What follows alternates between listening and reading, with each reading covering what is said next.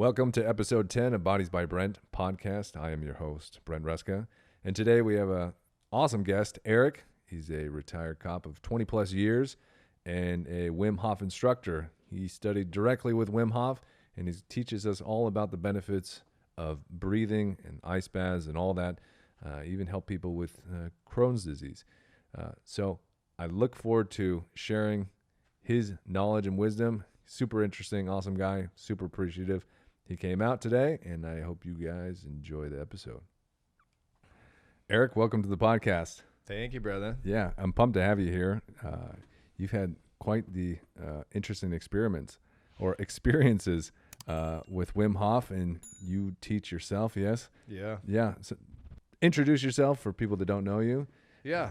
Okay. Eric Milosevich. And it's funny. I do feel like it's been an experiment. I feel like my life has been an experiment. Yeah. You know? So, yeah, Eric Milosevich. I guess my quick intro would be martial artist since I was 7, then went in the military for 4 years, and then became a cop for 25. Did, SWAT, Narcotics. But then also did undercover narcotics. I didn't do narcotics. Wait, you did? Yeah, let me rephrase that. Yeah. I worked narcotics. Yeah, got it. And then I worked with the Police Activities League. And it's so interesting, like that really, the narcotics working undercover was like some cool stories to tell people. Yeah, I worked undercover, But that reality is what was the most touching and moving is when I worked at the Police Activities League and worked with what they called at-risk youth, and some of those young men, like at this point, they're like 28, 29, 30 years old, early 30s. And I knew them since they were like 14. Oh, wow. And there's like a handful of them that I'm still in touch with. So anyway, that's true. It's so close to my heart. One of them just recently, he became a cop and he didn't have it easy, but he became a cop and now he's a sheriff, and he just, he'll reach out to me and he's like, he just became a canine officer and he was like, hey man, he was the first person I thought of was you. Wow. Yeah, it's really just touching, to see some of these, and some of them haven't done so well, but I'm still there. Like it's interesting, like being that mentor. They're not like obviously my kids, but it's just, I'm a little removed, but it also like there. And so anyway, I was a cop, got out, I taught a lot of martial arts, defensive tactics, Krav Maga as a police officer. Everything that, except the gun, is basically what I taught, from Taser to pepper spray to even nunchucks, which a lot of departments don't, but that was the coolest thing I had on my police belt was nunchucks. Do you have nunchucks on your? Yeah. And that's what people would say. They would look at me and are those nunchucks? And then I would be like, as a matter of fact, they are. And I would like pull them out and like, that was the coolest thing. And they were very effective. They weren't really for striking. You could strike, but they were more for like wrapping around somebody's wrist and then boom, taking them down, or even an ankle. You grab an ankle and like, and you stick them down on the ground. Oh, cool, yeah. Great for control. So anyway, I taught that, I just thought the raddest thing, because as a kid, I used to swing around like Bruce Lee, and then next thing you know, I'm carrying him around and teaching it. So I love that. And anyway, so I did that. But then I got into yoga a little later on in my, police thing. It was really out of just almost necessity. After doing martial arts since I was a kid and military and cop, my body was getting beat up. And then I ended up in a yoga class. Actually, at a Krav Maga studio, they had a yoga class, and I took it. And it was like first class. I'm like, oh, wow, I'm actually here to, this is like healing my body. It just felt so good. Yeah.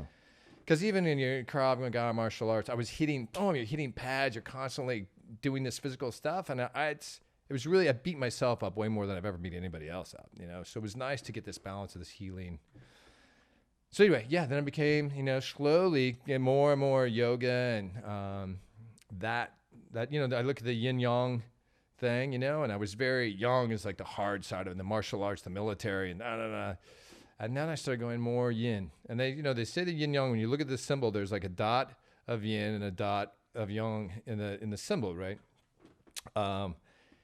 And so there's always been a dot. Even when I was very young, there was always a dot of the softness. And now that I'm 50-something, turning 55 in August, I've said the first 50 years was very young. The next 50 years, I'm going to be more yin. There's always a dot of yang. I'll tell people, I get soft because I'm dancing and I'm flowing and I'm having a good time. And people may, whatever. But I let them know, hey, there's always a dot of yang, bro, if you got to go there. You know what I'm saying?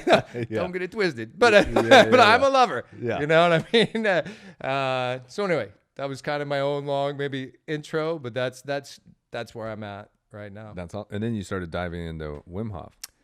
Yeah, literally dove into Wim Hof, and that was right as I was exiting the police department. I was already doing, quite a bit of yoga and meditation, and most of this stuff really that I did, the yoga, like I talked about, my body was beaten up, so I got into it physically for my own preservation, So I was like, oh, okay, this is healing for my body.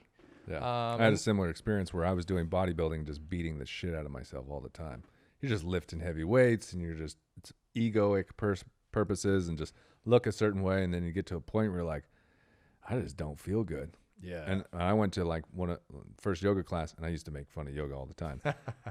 And then I went to a class where the teacher was a Buddhist nun, and she also had a cognitive psychology degree, and she taught yin. And so she would teach you the true philosophy of yoga with cognitive therapy while you were doing like yin yoga. That was like long. And man, like I just had releases after releases, and it was like I was missing that yin, literally the yin, that peace, that softness on myself too. The way, like, because you're always like hardening, right? You're trying to harden, right? So that softening, I resonate with that, and it is so healing. You start like, I'm fucking getting more energy, like. Right. Like pains I thought weren't going to go away are going away. Right. Yeah. Yeah, that gave me goosebumps when you tell me that. Awesome. Yeah. So you started incorporating that, you feeling your body starting to heal, and then now you're getting introduced to Wim Hof. Where did you get introduced to that? So it was actually in the police department. I was still there. It was like my last year there, and we were doing some cross training with Arizona PD. And for de-escalation, this is it's become this big thing, And so anyway, they came and they were talking about a program that they were teaching to their officers. And I was already into breath work and doing some stuff, looking at breathing. And because you taught some breath work already, right? Well, from martial arts, and then I was like, and from yoga, obviously, different breathing stuff you learn in yoga. Ujjayi. So I was Ujjayi breathing and stuff. So I was interested in it.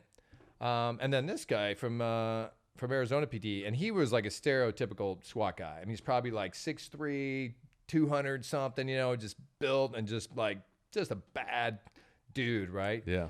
But then he started talking about breathing, and he was actually talking about the Spetsnaz, the Russian and military, and some stuff that they do.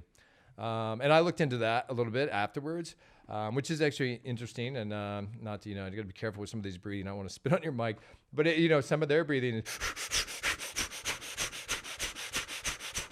which is really intense, but it's like, so see, for like a SWAT team or something like that, a lot of times, and I, from being on the SWAT team and stuff, you get ready for some mission, something you're going to do. You're going to go hit some house, do a warrant, and you may be planning all day, but you're not going to go until like 9 o'clock at night. Now you're laying around. Yeah. And you got all this gear on and all this stuff. And then you're like, and you're just kind of zoning, and they're like, all right, guys, it's time to go. And you're like, oh my God. And you gotta, how do you get up? So some breathing, like a lot of meditation, there's the parasympathetic and the sympathetic. And most meditation is trying to get you into the parasympathetic, right? Rest and digest, which is great. That's where we should be most of the time. Mm-hmm. However, there are these times in life, like, okay, you're going to go hit the door. There's guys in there with guns. They may kill you. Here's who they are. And you got to go in there, and you're like, I just want to go home and like fucking crash out right now. I'm done already. Yeah. You're like, okay, I got to pick myself up. I honestly, thinking about this now, when I did like Taekwondo tournaments, I wish I had this, because I don't know if you've ever been to any martial arts tournaments. You sit around for fucking ever. Yeah. And you're like, I don't want to fight anymore. I wish I, right? You're like, I want to go home and enjoy my Saturday. Yeah. Right. Yeah. All right. So cool. So like amp yourself up with this breathing. Amp yourself up. Yeah. And I will just I just have to mention, because dude, I did Taekwondo too. I was on the Army Taekwondo team and competed. Sweet. So I'm with you. I love Taekwondo. Love it. And I love, it's interesting because you talk about breathing. The Kia is a breathing, and it's a breathing technique that I taught with police officers. Oh, okay. Because that is a, that's bam. I mean, if you sometimes to really, it's called your prana, the life energy that runs through you. Yeah. It can be healing, and it can also be life taking if need be. Totally. So it's learning how to like use that energy, again, and going back to that yin yang, this balance, Yep. And obviously, like really, like the most powerful tool is love. Yeah. If we could just come with that. But it's one of those things. I remember hearing this, another trainer, law enforcement trainer, then he became an attorney and a trainer, but he was like, as police officers, we treat people like $1 million, and have a plan to kill them, which is, it sounds really harsh and brutal. Interesting. But I mean, look, and it's I know it's a tough time, obviously, for cops. It always has been, but right now is really tough. Yeah. But you're on the street, you don't know this person, you got a family at home, you got, these are people too, they've got lives, Yeah. and you want to go home at night. But at the same time, I'm going to treat you like love and compassion. I don't know you. You might be a killer. You might be somebody that just killed who knows who, your whole family, some other gang member, whatever. And now you have a gun tucked in your back. I don't know. So I got to talk with you and be cool. Treat you like $1 million. Love and compassion. Hey, buddy, what's going on? You doing all right? But then all of a sudden you reach for your behind your back and you start pulling a gun out at me. I better be switch like from love to, drawing my own piece, boom, and doing what I got to do to go home at night. So it's this monk and this warrior, this peaceful warrior. It's such the balance with law enforcement. And look, it has to be. Yeah. And I'm all about right now, like trying to do, okay, let's go back to the love and compassion. And I know we're diverting a little bit, but I think this is good. And I think Yeah. it may seem like you need the love and compassion, but you also need to understand how to, protect yourself and protect other people at the same time and be responsible with the two, right? You can't neglect either or. Right? So you can't have just all love, because when it comes down to protect people, it's just going to fall apart. Right. And if you just have all that like yang, then it just makes chaos everywhere. Yeah. Then you're beating people up and and then it's not good. Right. Obviously. Yeah. And the thing that's interesting, there was several studies done, one in particular where they looked at police officers that were martial artists, that studied martial arts on an ongoing basis on their own time. Okay. And not surprisingly to me, they way less uses of force from those guys. Yeah. I know. And I've had this discussion I remember I had a discussion with actually a Hapkido master about it. The same, and if you have, and look, there's guys that are way more badass than me, but I train a lot in Krav Maga, martial arts. And so I felt pretty ready when I was out there and continued. I would train a lot on my own. So when you go out there and you're dealing with someone, if you have that experience, if you have that knowledge, then I can relax. Exactly. And so then I'm not more apt to go into fight or flight. I'm more to be calm in the situation, boom, and not use excessive force. Exactly. So really it's, some people times I think get it twisted. Like officers really need that training. They need to know how to take a gun away from somebody. They need to know how to draw their gun and do what they need to do. They need to actually, the more they do that, the more they're going to be able to be balanced in the soft. And then also teach people, like they came out for a while with law enforcement. Okay, there's a policy now that you've got to attempt de-escalation when possible, But at the time they hadn't really given us, okay, what does that even mean? What is that? What is de-escalation? So they just threw this phrase. Is this possible? Yeah. Here's a phrase. This is what you must do. When feasible, when possible. I mean, obviously, if somebody's shooting at you, then you got to return fire. There's no de-escalating. There's no de-escalating. Sometimes de-escalating is force shooting. It could it could be. Yeah. I mean, we had a scenario where we created this de-escalation thing, and now here was the scenario, and we would tell the officers, and we were teaching them de-escalation all day, these different communication techniques and talking to people and talking them down. And we had some scenarios where that was what you did. And then we had one scenario where it was like, okay, this guy's about, you get a radio call.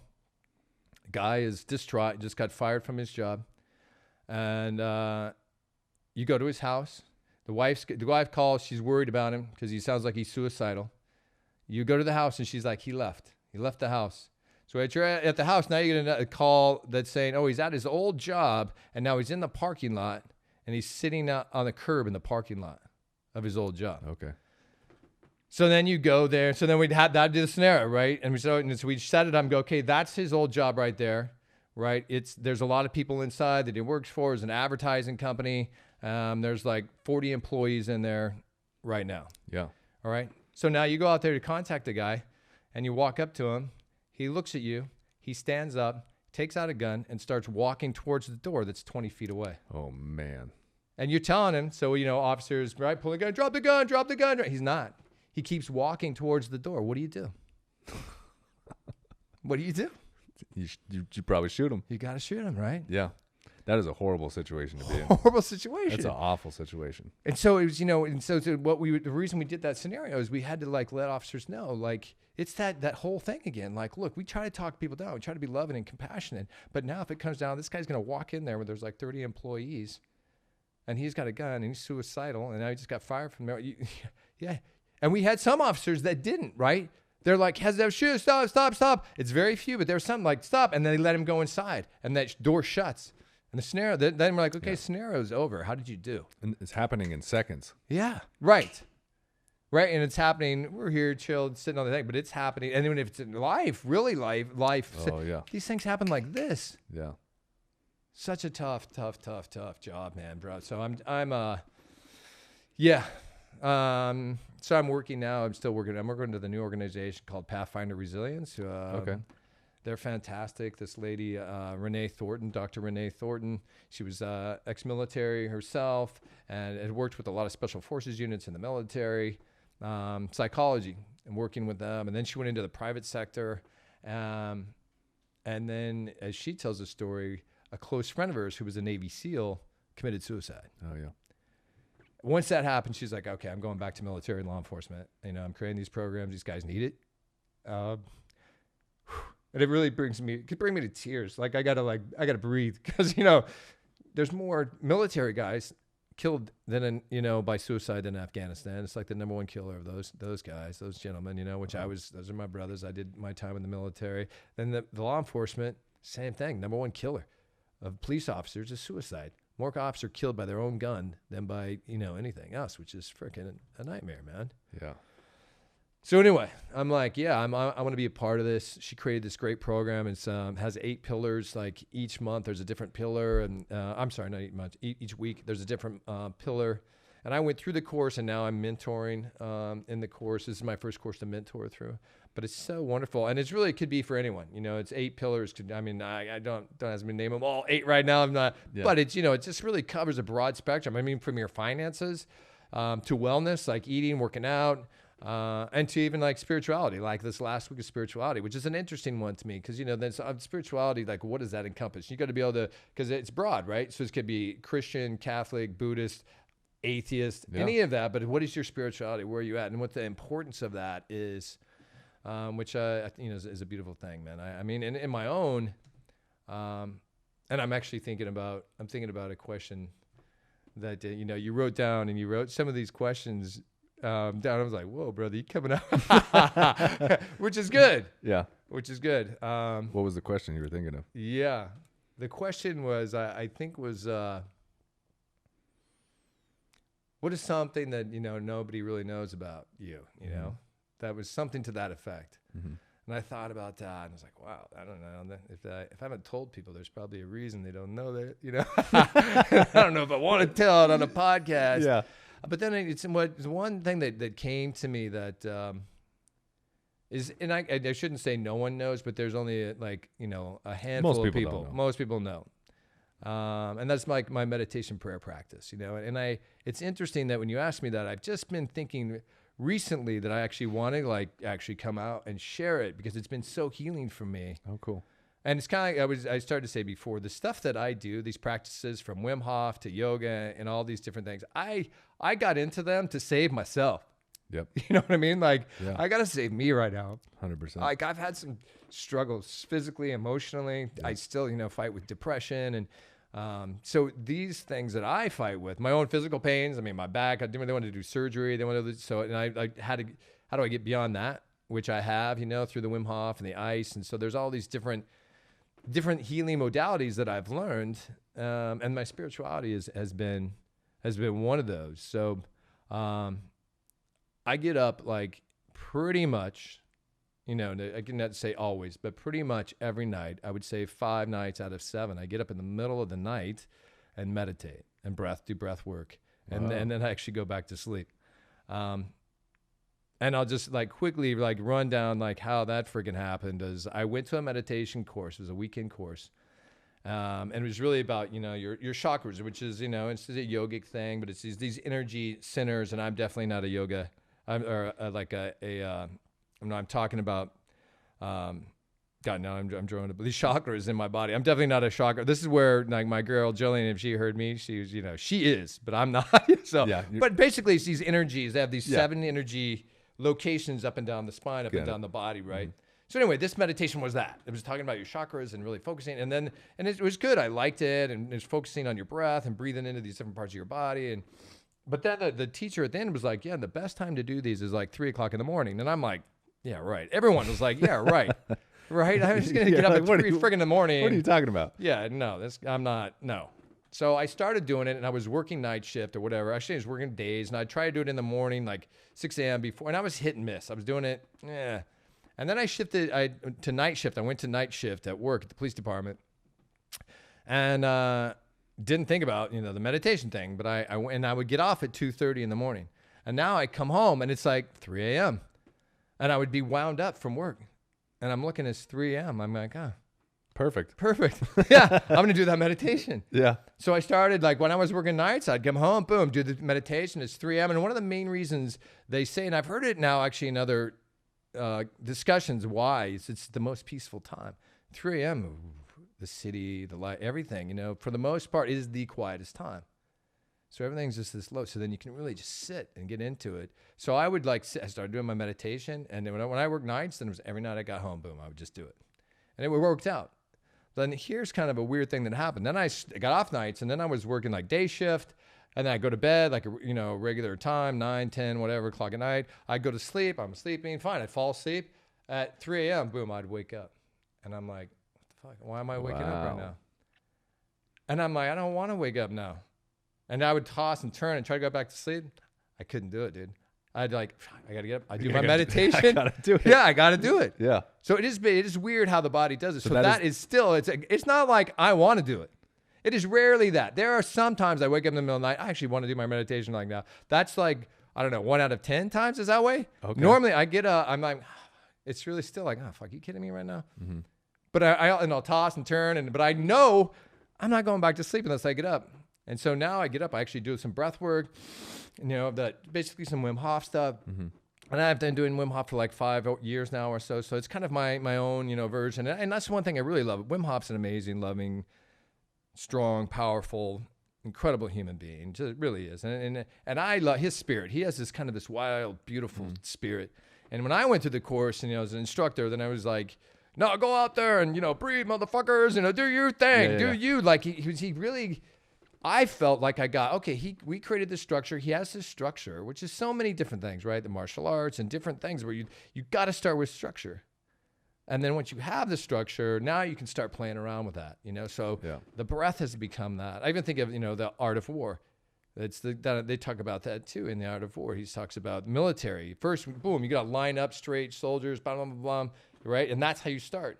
And then as soldiers get more advanced, so then you could go over a village and you wouldn't even know they're soldiers. They can just relax. But if they have to, boom, they can jump into that structure. Wow. So I remember thinking that so many times working undercover too, like, boom, I'm like laid back, I'm whatever. But boom, I can be a soldier. I have that. You have that in you, So anyway, I'm sorry, dude. I definitely got ADD. Like if we wanted to go through all that shit, I'm all over the place, bro. I love it. So you have this consistent practice that you've always done. Yes, thank you for bringing me back. Yeah. But I want to go back into the Wim Hof because please, a lot of people, like some of my clients, I'm surprised, for you and me, it's like, oh, of course, you know who Wim Hof is or whatever. But yes, like, tell me about, you were talking about the SWAT guy introduced you to the practice. Practice. So how did you start to get involved with this? Who is Wim Hof? And then I want to go through some of the trainings you went through, yes, and like where you are with it now, and like, yes, why was it even helpful to you? Yes. Thank you for giving me on track. I'm right here with you, man. It's going to be a full-time job for you right now. I'm going to do my best. I got you. Yeah. So yeah. Here's the thing. I want you to just like go for it. Like, because good shit comes out of that. Right. So yeah. Well, I feel very relaxed, man. Yeah. So good. I'm shooting from So Bill Wim Hof. So this guy told me about it. I went home, checked him out online because I was a yes to breath work, learning how to improve myself, meditation. So when this guy told me a little bit about Wim Hof, not a lot. I had just gone through actually Art of Living, which I won't go there, but it was another breath, very guru kind of. I loved it. It was great. Meditation course with breath. But then he tells me about Wim Hof. He goes, oh, if I was going to do a course, I would do Wim Hof. I'm like, oh, well, what's Wim Hof? So I go home. And even then, this was like, I don't know, 5 years ago. So he wasn't as well known. The last 5 years, he's freaking blown up, right? But then I didn't know he was. So I look him up. Oh, but there was definitely stuff on Google about him, the Iceman. And he had already had like 26 world records from, swimming under the oceanic ice, being in the ice baths and for hours, and just this intense guy running up Mount Everest in nothing but a pair of shorts, you know, and like sandals and stuff. I mean, I was like, this guy is a beast, right? and so I was like, oh, wow, okay, that's who Wim Hof is. So then I looked it up on his website. Boom, okay, there's a 10-week fundamental course you can do at home. Like, I'm in. So I did the 10-week fundamental course at home, and every week he comes on, and they still have it. It's still I highly recommend it. They actually updated it. Okay. But it's great. Every week, you know, it's just Wim. He comes on with a video. Hey guys, how you doing? You know, and then he's like, we're gonna breathe, and we do it. And he's got such great, even on the video, he's got great energy.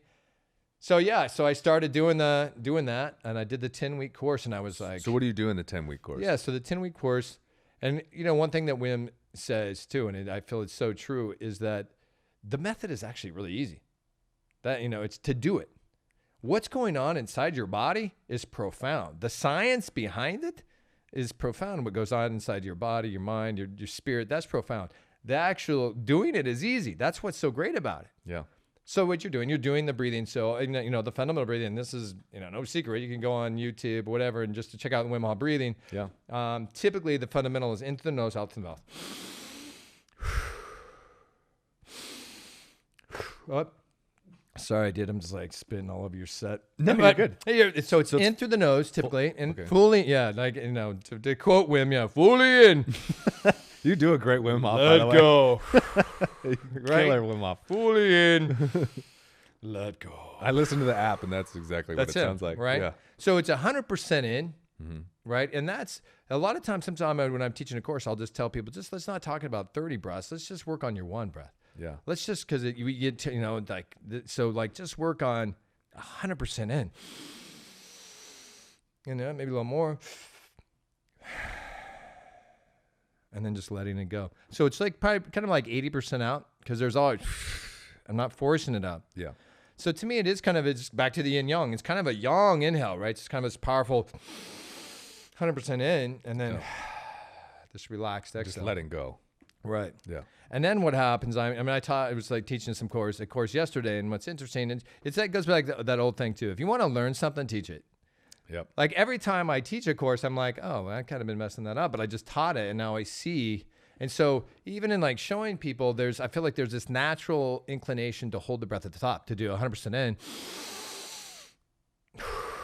But if you notice, I actually held at the top. Yeah. So here's not holding at the top.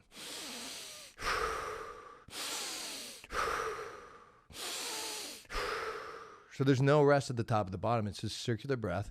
And even in doing those three, I'm like, oh, yeah, dude. Like, you know, like Wim say, you get high in your own supply. Yeah.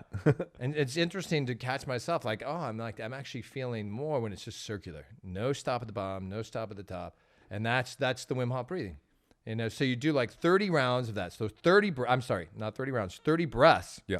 And then typically exhale, hold on your exhale as long as you can.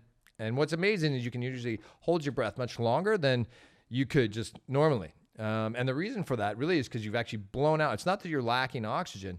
It's that you've blown out so much CO2.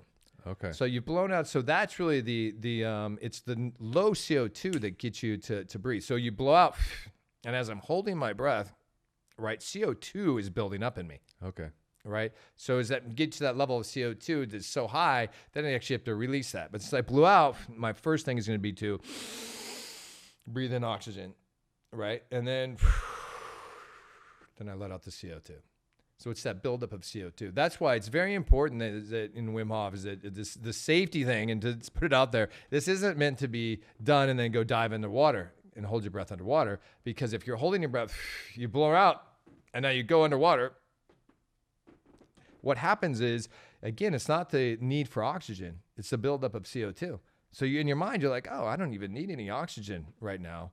But then all of a sudden you've got the buildup of CO2. And if you don't breathe, then your body actually takes over. And so you're holding your breath, your body takes over, you pass out. And now you pass out, the first thing you're going to do is what? You just blew out. The first thing you're going to do is, oh, wow. And you're underwater. You just filled up your lungs and everything with water.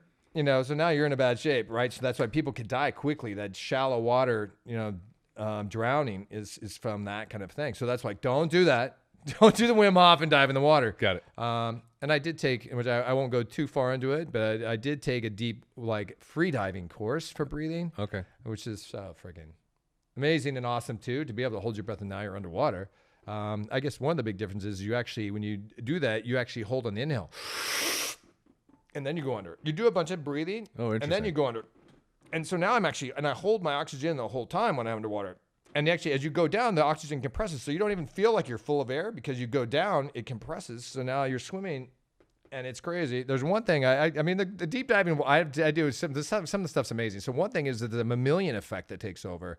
So you can actually hold your breath longer underwater. Like if you and I tried to hold our breath right now as long as we could, and I'm not great at it, I might be able to go like 4 minutes. But if we did it underwater, because we're mammals, you get underwater, the mammalian effect, as long as your face is underwater, you can hold your breath longer. So the first time I did it for like, I think I was at the time doing like 3 minutes and 20 seconds Wim Hof breath, holding my breath. But I did it underwater, and this is my first class 1 week into the diving thing, and I was like 4 minutes and 20 seconds, like a minute longer underwater. Wow. It's fantastic. So you're holding your breath, you're underwater, and you actually, what's interesting too is you're underwater, you actually sometimes will forget you're holding your breath. I mean, I was swimming with manta rays, and like, whoa, and you forget, it's beautiful, amazing. And then I'm like, oh shit, I'm holding my breath, and then the panic, and then like, oh shit, I better get to the top. But what happens, you've been holding your breath on the inhale.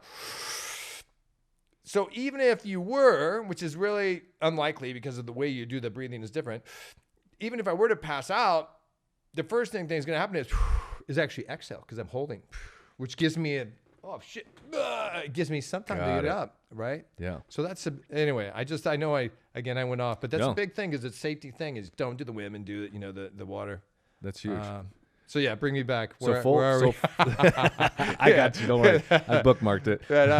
So we got full inhale, exhales. It's 10 days, right? Yes. So why are we trying to 10 weeks? 10 weeks. 10 weeks. 10 weeks. The fundamental. Every week you get a video from Wim, and so you're doing the breathing. Thank God for you, brother. So you're doing the breathing, and then another part is the cold exposure, right? So there's 3 pillars. There's the breath work, cold exposure, and then they've kind of mixed this one back and forth. It's like mindset or commitment. Really is the one they've committed to now. So it's the breath, the cold exposure, and commitment.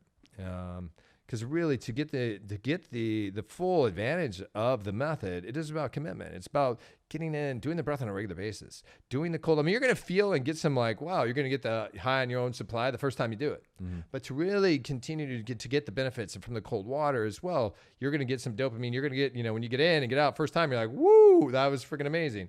But some of the benefits, it's long-term effects. So you want that commitment to do it. And it does take commitment to get in the ice. So anyway, so you're doing cold showers and the breath work. And what happens with the cold is it starts every week. So you do it for 10 weeks, it starts building up. You start with like, take a warm shower, however you want. And then for like the last 30 seconds, 60 seconds, whatever, turn on the cold. Turn off the heat, boom, just for 30 seconds, 60 seconds. Whoo, right? And then you build up each week. Okay, now this week we're going to do 2 minutes at the end of cold. And by the 10th week, they had us doing cold showers for 10 minutes. Wow. And no warm at the beginning. That was the 10th week. Wow. And to be honest, I was in California when I lived there, so it wasn't that cold. However, it was the winter and we were having a colder winter. It was cold shower.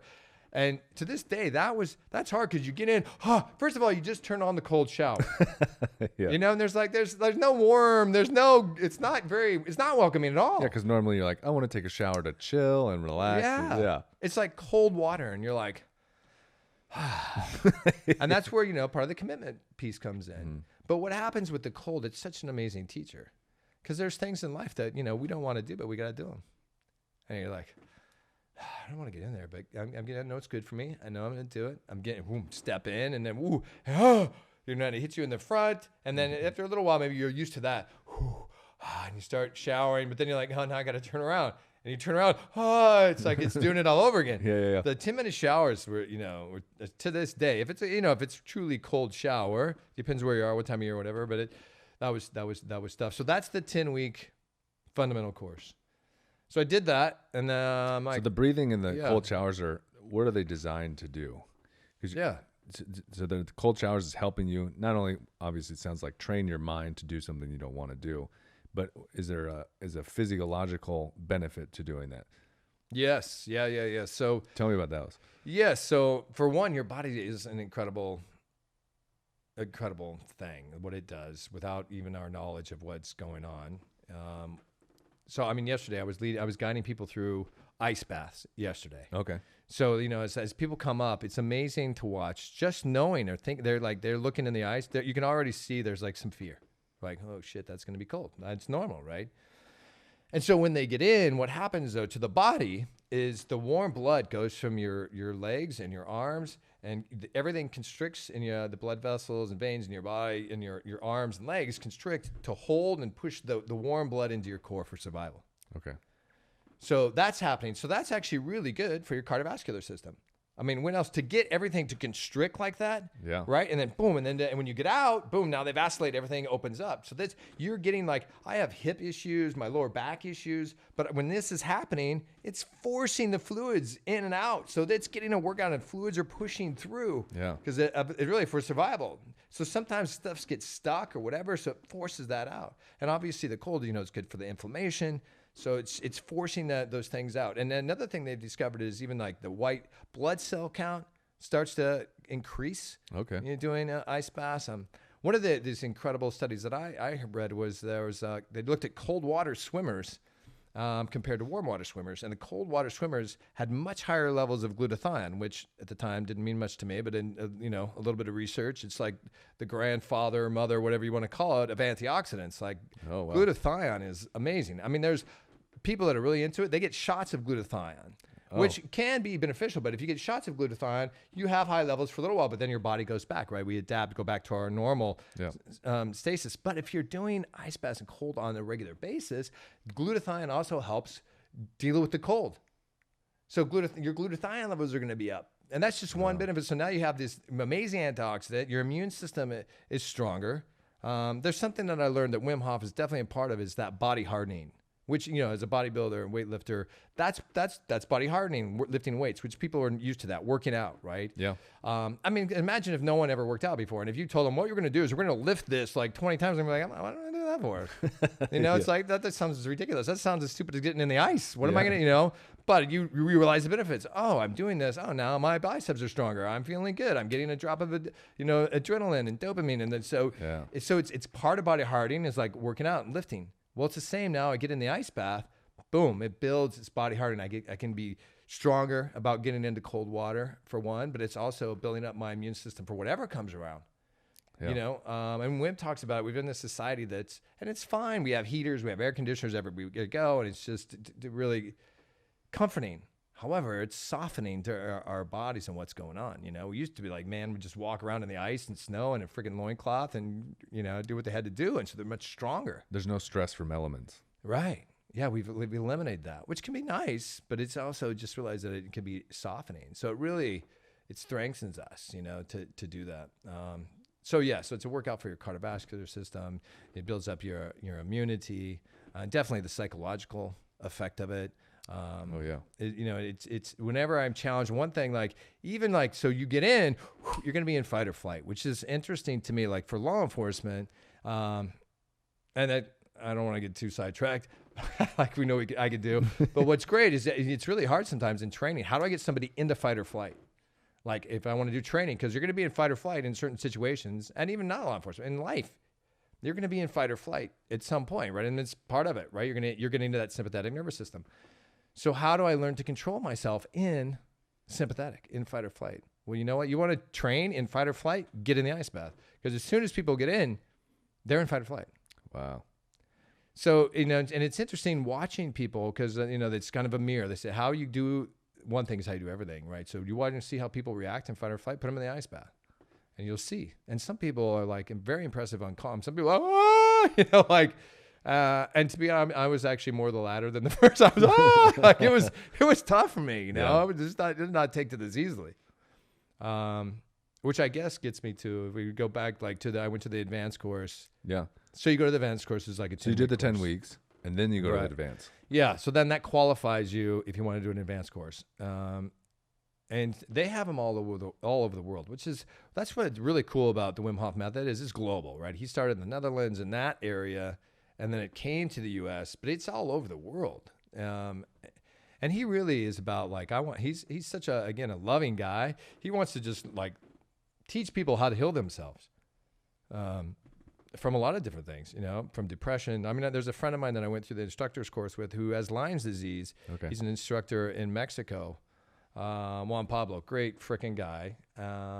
And I don't want to mix it up too much, but as I remember the story, like he had Lyme disease. He was taking all these meds. He was in a lot of pain. He started doing the Wim Hof method and slowly just got rid of more and more meds until he's like, That's amazing. I'm breathing. I'm doing the ice bath. I don't need that shit.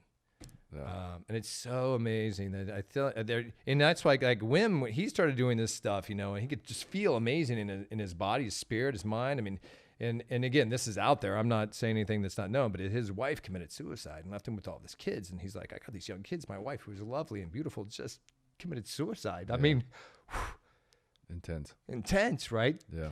So he was in this dark place. I mean, just like was driven, but his body and doing the ice and doing the stuff, and then wow.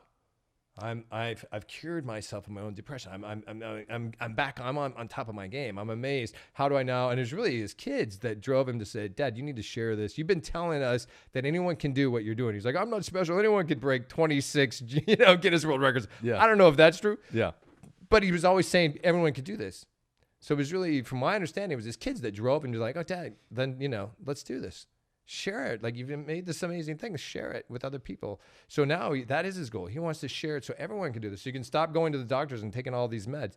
He's like jokes and not joking that he's worried that the pharmaceutical companies and stuff are going to come after him because they're like, shit, once these people know that breath is free and, and ice water is not that expensive, especially in Texas. I don't know. I don't know if they clip this out, but I got to give a shout out to Buc-ee's, because you can go to Buc-ee's in Texas and you can buy a 20-pound bag of ice for 99 cents. I've never seen it. Like, that's amazing. So I can buy 300 pounds of ice for $15. That's a lot of ice, bro.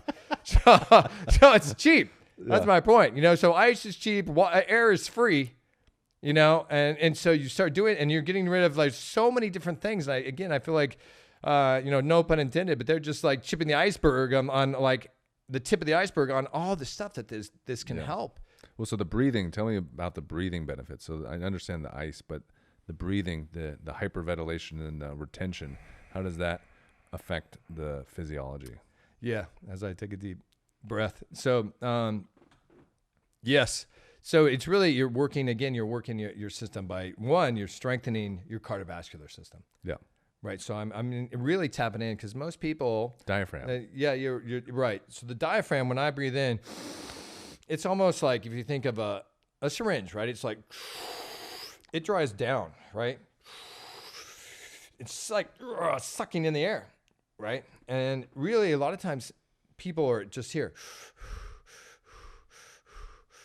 very shallow breath, and they're not really breathing deep down into their lungs, where there's these little sacs that really pull into the oxygen deep into your lungs. Yeah. So that's one. It's just getting people to take a deep breath, And I understand if you stay in a shallow breath, that triggers the sympathetic response. Yes. Right? Yes. So I imagine if you're starting to train your diaphragm to drop down fully, you're going to be more often in a parasympathetic response. Yes. Okay, that makes sense.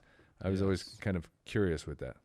Yeah, so that's one. It's just really tuning into your own body, and strengthening that. Like, how do I strengthen my cardiovascular system, my lungs, my diaphragm, the intercostal muscles around your rib cage, so your rib cage starts, expands. Oh, yeah. And you just start, it's so interesting. I feel like we're so, and I think, law enforcement, it's just not law enforcement, but that's kind of my background. It's all, it's situational awareness. It's like, what's going on out here at all times? And you got to have that. You got to know what's going on, because it could save or end your life. So there's so much focus on this. And again, I think other places too, we're looking at what's going on out here, what's going on, instead of, so it's taking that energy. When I'm teaching law enforcement that, I'm like, okay, take that energy as though you're going in, shots being fired, what's going on. You've got to have at that moment, complete awareness, external awareness. Now flip that when you lie down and you get done with that, take that same awareness and go inside.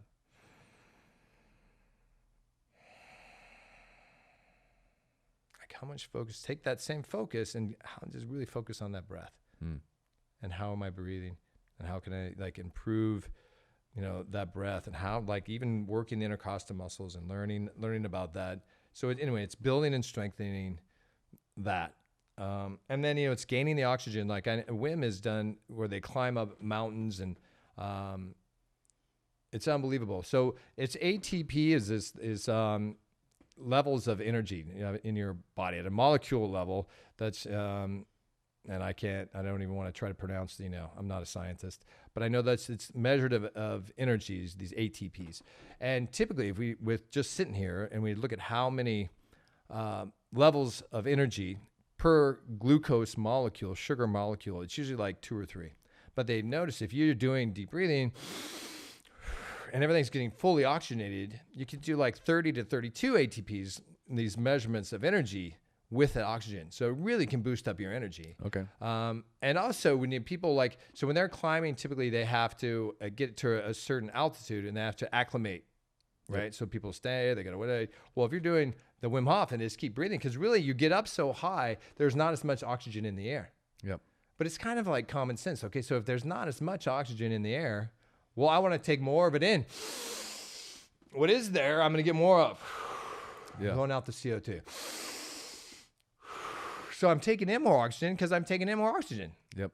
Right? So you actually can acclimate quicker and climb up quicker. Yep. So that's one thing with the breath work. And it's interesting, like once you start, it's kind of like they talk about, this biohacking thing too, right? So I'll do it, for my workouts. And I can even do like a workout. If I go and I'm like, all right, I'm going to go and I'm going to lift, like if you lift heavy, or even for me, I don't lift heavy anymore, but I still like going to the gym and lifting. I'm going to do my first set of pull-ups. I'm going to try to knock it out and see how many I can get. I'll actually do a round of breath before.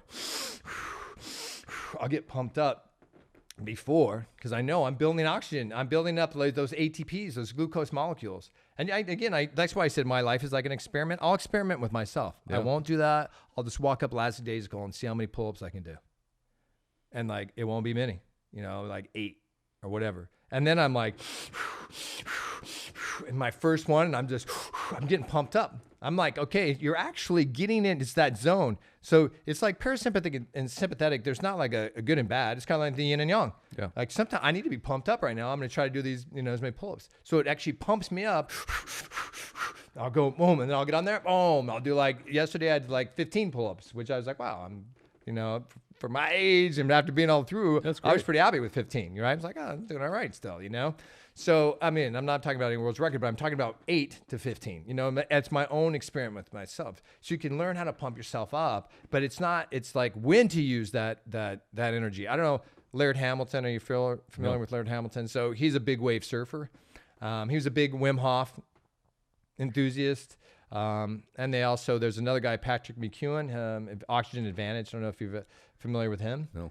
And he's kind of like, to me, it's like the yin yang of breath work, the Patrick McEwen thing, which I may or may not get into that. But going back to Laird Hamilton, the big wave surfer guy, obviously big wave, you get hit, you get taken down, you have to be able to hold your breath underwater for a long time, or you could freaking drown too, right? Yeah. And he's an amazing. I'm not sure how old Laird is, but he's like, my generation or whatever. He could probably do 30 pull-ups. I don't know. The guy's, he's a beast. But they've really looked at. And again, he went, studied, hung out with Wim, and then he also looked at the Oxygen Advantage and these two different things, and then he's like created his own thing, which I like. I feel like I've done a lot of my own stuff too, and studying different people and then like figuring different things out. Well, one thing that, and I will talk about the Oxygen Advantage thing, because Laird has kind of biohacked his both of these. So the Oxygen Advantage comes from a system that was from years ago and from Russia, actually, and it was the Buteyko method. Well, Buteyko was helping people with asthma with their breathing. Like, and in the United States, if it was from Russia during the 50s, we wouldn't even look at it, right? Like they're just horrible people, so we wouldn't even look at what they were doing. But this guy was actually not like curing the symptoms of asthma like we're trying to do with inhalers. He was curing people of asthma, like they no longer have asthma. Wow. Lots of people, not like just a few. Like if they did this method, pretty much if it was asthma, it was gone. Wow. Like get rid of your inhaler. So the way he does that, and it's interesting, it's like, again, okay, we're not getting enough oxygen into the body, but again, it learns to adapt. So you don't want to do that to it unless it's in a controlled environment. So you get these people, and it can work with asthma, it could also work with anyone. So you practice light breathing. That's why it's the opposite of the Wim Hof. So you're actually depriving yourself of oxygen intentionally. So it would be like doing a light breath. And I'll just do like one is that I breathe in for 2, breathe out for 5, hold for 5, and then do a regular breath. And then inhale and then exhale. The main thing is that whatever breath you're doing, there's different ones, but you're depriving yourself of oxygen. So by depriving yourself of oxygen, though, your body starts to adapt. Oh, okay. So again, it comes down to commitment. You got to do it on a regular basis. Your body will start to adapt. So it's actually mimicking being at altitude. It's mimicking so a lot of athletes are now. So now I talked about Buteyko in Russia, but then Dr. Patrick McEwen, next generation, our generation, he took it and he's been working with athletes. I mean, he's been working with all kinds of Olympic athletes, professional sports, NFL football, all these different, cats. He's the man. So that now he's having people intentionally deprive themselves of oxygen and even like running. Doing light run, hold your breath and run for a while. Obviously, you don't want to pass out and fall out, but he's doing stuff at these extremes because it's mimicking. So what happens is their actually lungs start to expand. They actually start to grow. And another thing is you're actually able to, at high levels of CO2, you're able to still keep running and doing this stuff. Your body adapts. Where normally you're like, oh, I'm going to pass out. I have so much CO2. I'm going to pass out. Well, if you continue to practice and slowly, gradually build yourself, it's that body hardening. Suddenly I can have all this CO2 and I'm still freaking going strong. One thing that they'll even do is they tape their mouth, and this came from way back in Buteyko. They tape their mouth. I don't know if you've ever heard of that, but yeah. And I was doing that for a while. Is this the guy who wrote the book, The Art and Science of Breathing, or that book that came out? I heard some of this research from that. I think, gosh, I'm drawing a blank on that guy's name, and I feel bad, but I think that guy got it from that guy who got it from that guy. Yeah, he just collected all the research. Right, he collected a lot, which is great. Patrick McEwen is like, well, he's second in line from Buteyko, and then I think I know who you're talking about, and I'm sorry, I can't recall his name. He came out with a book that a lot of people, which is great because it gave a lot of information, kind of like what I've done a lot of my own research from different people. Yeah. And he's like put it all in one book, and and I can't think of the guy's name right now. So you can put that in the notes, or I can tell you later. But yeah, for sure. So the Wim Hof, when you're holding your breath, is that helping increase carbon dioxide levels, or that's helping what? So when you're holding your breath, so typically it's it's an inhale, exhale. You do like 30 of those, and then you hold your breath on the exhale. And you're holding your breath, and you're holding your breath, and your CO2 levels are going up. So it actually, if you're doing this on a regular basis, you can hold longer and longer, and you start to learn. Your body gets stronger and able to adapt to having more CO2, higher CO2 levels. So more efficient breaths, basically. Yes. Like you're more efficient at taking in oxygen. You're utilizing it better, it sounds like. Yeah, and another thing that they've discovered is you're actually increasing your red blood cell count on these long holds. And so if you have more red blood cells in your body, then the red blood cells, the hemoglobin inside the red blood cells, they take the oxygen to the cells throughout your body. Nice. So your body just becomes more proficient. Again, if you're like, oh God, this guy's not breathing or as often and doing whatever, and he's holding his breath, I need more red blood cells to transfer this oxygen to the body, because when we get it, we need it. So you get more red blood cells, which helps transfer oxygen in your body. You get more white blood cells, which helps with your immune system. It helps with pain. That's the thing, with the ice, is that the white blood cells, because this is freaking painful. He's on a regular, so you're doing this on a regular basis. This guy's putting us in some pain, but so if we get more white blood cells, but then it also helps with the immunity. So it's doing one thing, helping you with the pain of the ice, but it's actually helping you with so many other things. Oh yeah. So that some of the benefits are just become stronger, and harder, human. So you went through the advanced course. How long is the advanced course? So the advanced course was over like a long weekend, and when I went through it, I was blessed. I mean, there was people that obviously knew about it, but I was fairly new. I always feel like it wasn't the first wave, but it was like the second wave of folks getting into it, you know? So, and Wim came to Beverly Hills, so it was with Wim Hof. And I went, and it was awesome. And at that time when I went to the advanced course, it was a lot of kind of like martial arts guys, some yogi guys. That was most of the people that were there. But then there was a few people though, like with Lyme's disease, or people like Crohn's disease has actually helped out a lot of people. So there was these people on the skirts that were looking for, how do I cure myself? So there was a few of those folks. And then there was, the radical people like me, just whatever, looking for stuff, Yeah, like, let's do this. Yeah. And then Wim, I went through the advanced course. And again, I didn't take in cold showers, but I hadn't done an ice bath yet. I've just done the cold showers. So we did it, went through the weekend course, and the last thing was the ice bath. And they brought out these kiddie pools, and then they just filled them, a ton of ice and a little bit of water. And then, okay, get in. And all the stuff that I was going through, I was scared. I didn't want to get out of the ice. And I went in, like, you know, I mean, it was tough. I wrote it out, but I have way more knowledge now of going through like how to go through it and how to coach someone through it. And but because I'd watch some people and they would just get in,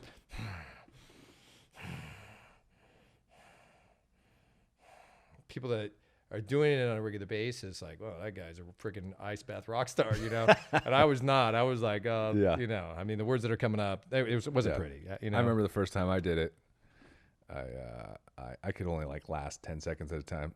Granted, I had not slept the night before, so I was doing this a little overwhelmed.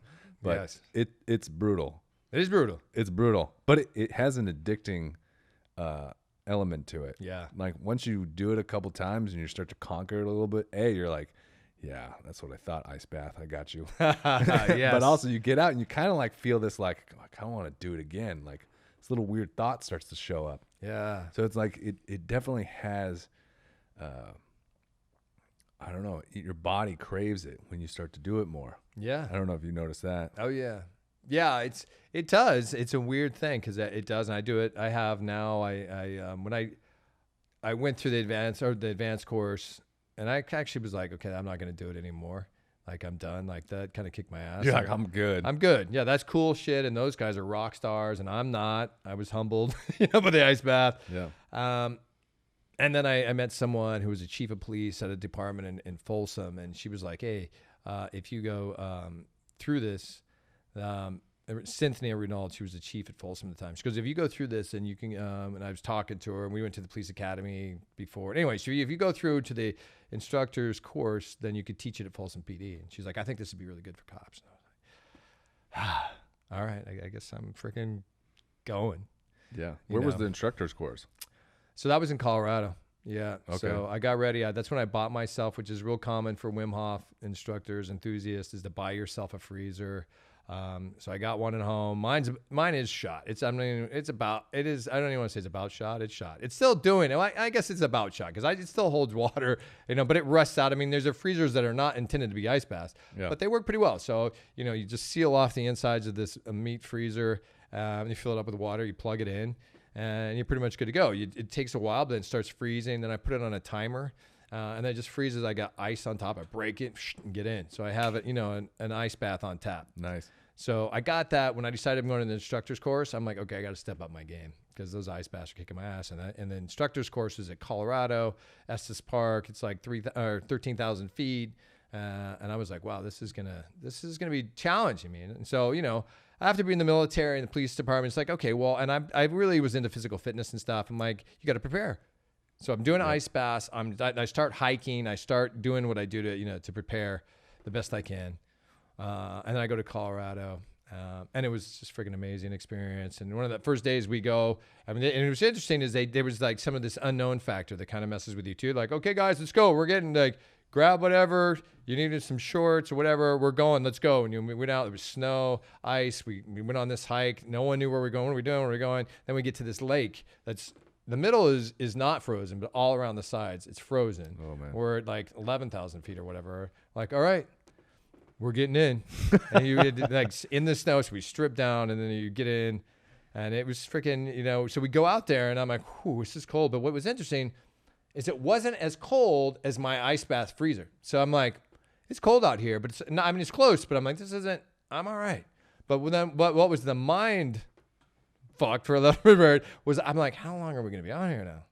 As I was doing like 2 or 3 minutes in my ice bath, and like 2 or 3 minutes had definitely passed, and we're still out there. So they had us in a circle, and I have a great shot of us. So there was about, 35 of us that were in this circle out in this cold water, up to here.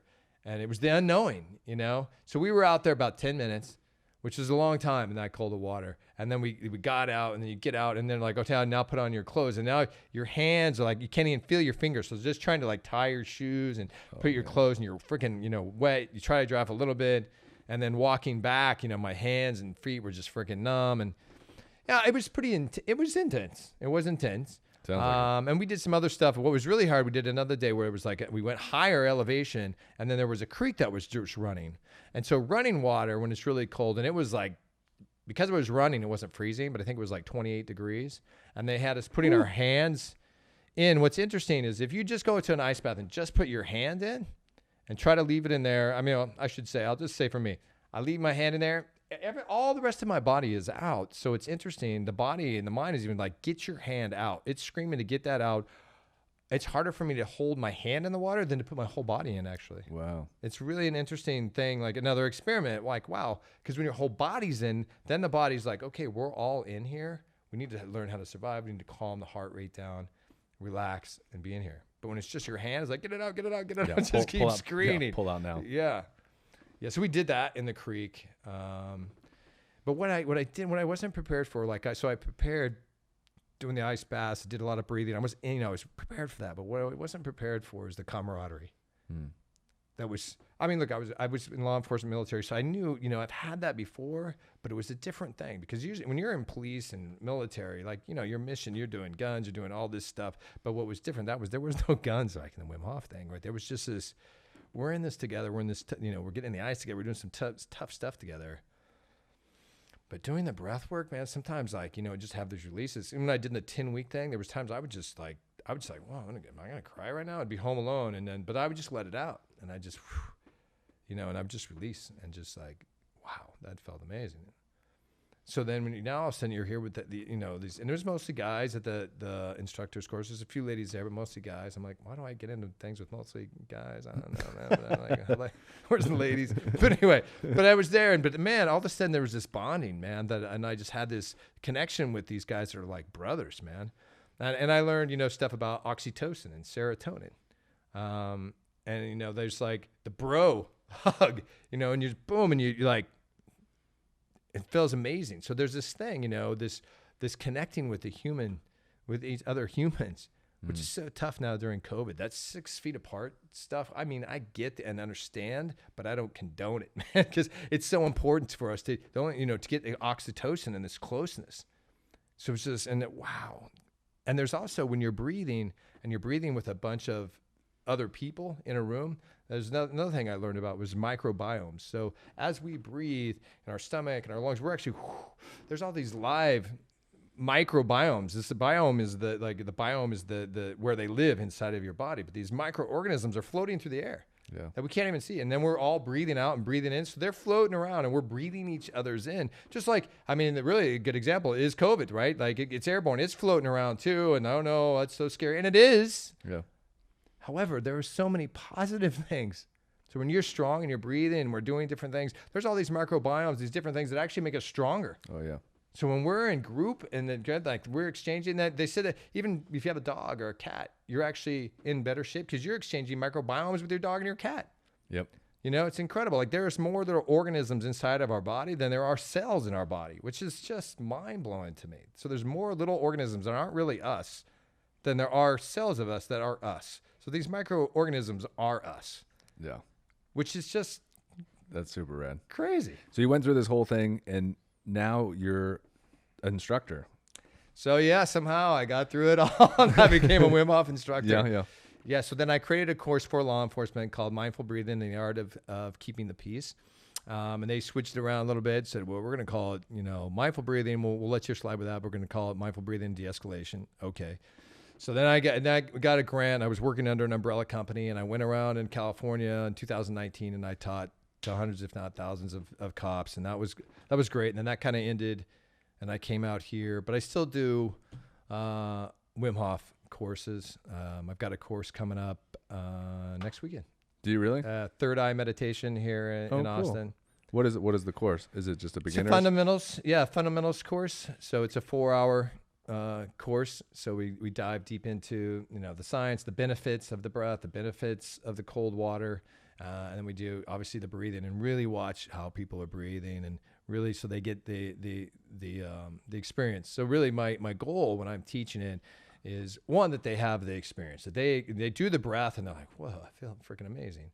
And that they do the ice and they like, wow, I feel amazing. So they like Wim would say is feeling is understanding. right? Like you and I can talk about it, and you've done it. You've done this breathing. You've done some of the ice baths. So you know, like the best way to understand it is let's do a freaking round of breathing.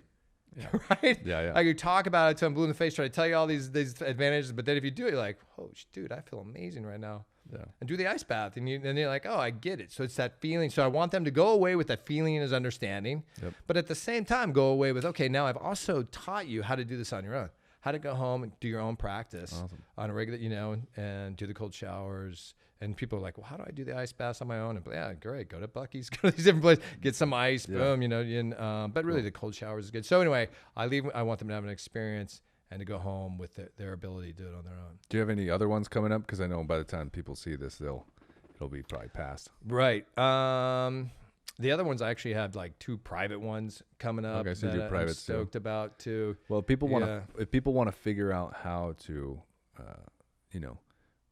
contact you or follow you to figure out when courses are coming up. Right. How did they do that? So one is, which is great, whether it's me or some other Wim Hof instructor, is go to the Wim Hof website, WimHofMethod.com, and wherever they are, there's typically there's instructors. I literally around the world, there's certified instructors giving courses. So that's one way. Okay. And if they're in the Texas area or whatever, then if I'm giving courses, it'll be on there. And then if you want to follow me, I mean. I'm looking at creating a new Instagram, but currently I am at Erock the World. Yeah, I love it. I think we talked about that before. Yeah, I put it off on my daughter Hannah, like she was getting on to Instagram. I was like, what is this? And I created Erock the World. But anyway, I rock it. Yeah, I'm trying to live into it and travel the world and rock it. So anyway, Erock the World. Now you're rocking Texas. And I'm rocking Texas. Yeah, and I'm loving it. I'm loving Austin. So That's awesome, man. Instagram and my even. I also am at awokenwarriors.com. That's my my website that I just recently created. So I'm posting stuff on that. So that's awokenwarriors.com. Okay, cool. Yeah. Awesome. Well, I could go on and talk your head off and go on cool conversations. This was super fun, but we got to kind of wrap it up here. I get it, brother. I'm sorry for extended it too long. No, I was enjoying it. I'm having a good time. Sweet. Don't even stress it. Okay, good. I'm going to have you come back and we're going to talk about some more fun stuff. Sweet. Because you got lots of experiences and knowledge, and I had a great time. Yeah. So man, likewise. I really appreciate you being here. I'm definitely going to come to your course. Sweet, dude. Love it. I don't know if it's going to be this one, but for sure. Okay. Coming up. Yeah. I want to take it from you. Yeah. Fantastic. I'm excited. And come over to the house, dude. Yeah. You get a private invitation. You come over, we'll do a breathe and jump in my freaking ice bath right there, and I got a hot tub and a sauna that I'm working on. So yeah. You got the setup. I got it set up, bro. I'm doing my own little home spa. So come on over. That's the way. Yeah. Well, thank you. You're welcome. And we'll see you guys next time. Dang, that was a super fun episode with Eric. Probably could have went another couple hours on that. Definitely going to have him back on the podcast.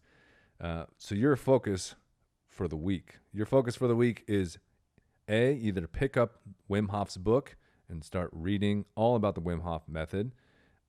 B, taking the online 10-week course. Or C, I want you to find an actual Wim Hof seminar. I want you to dive into this. Whether your thoughts are it's good or bad or whatever, like Eric was saying, you got to feel it in order to understand it. So I encourage you to do one of those 3 options. Let's dive into breath. Let's go into the cold, and let's strengthen our immune systems. So thank you so much for watching this podcast. I appreciate it. Please like, subscribe, and share this with anybody you think would benefit from it. And I will see you next time.